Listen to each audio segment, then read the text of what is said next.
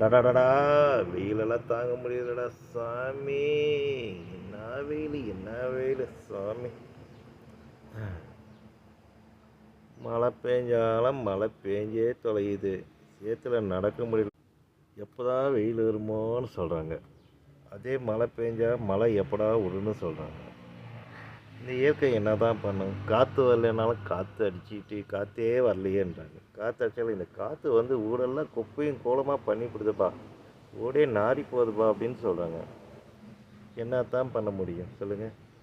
ஐயோ உக்கிரமாக இருக்குது, வெயிலே காற்றே மூச்சே விட முடியல, காற்று வந்தால் பரவாயில்லன்னு சொல்கிறாங்க. அப்புறம் காற்று வந்து உசுன்னு அடித்தா எனக்கு காற்று வடிச்சிச்சு, சளி பிடிச்சிக்கிச்சு, தொண்டெல்லாம் கரகரன்னு இருக்குது, ஒன்றும் பண்ண முடியலன்றாங்க. இந்த உலகத்தில் இயற்கை தான் என்ன தான் பண்ணுவாங்க? எது மழை பெஞ்சாலும் தப்பு, வெயில் அடித்தாலும் தப்பு, காற்று அடித்தாலும் தப்பு, காற்று அடிக்கலைன்னாலும் தப்பு. என்னடா பண்ண முடியும் நான் அப்படின்னு இயற்கை சொல்லுது. அதுக்காக வாழ்க்கையில் காற்று மழை வெயில் அனைத்துமே இருக்கும். அனைத்தையுமே சமாளித்தாதான் வாழ முடியும், இல்லைன்னா வாழ முடியாது. அது வாழ்க்கையே இல்லை.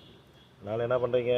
அனைத்தையுமே அட்ஜஸ்ட் பண்ணிக்கோங்க, சமாளித்து பழகுங்க, இயற்கையும் வெல்லுங்க.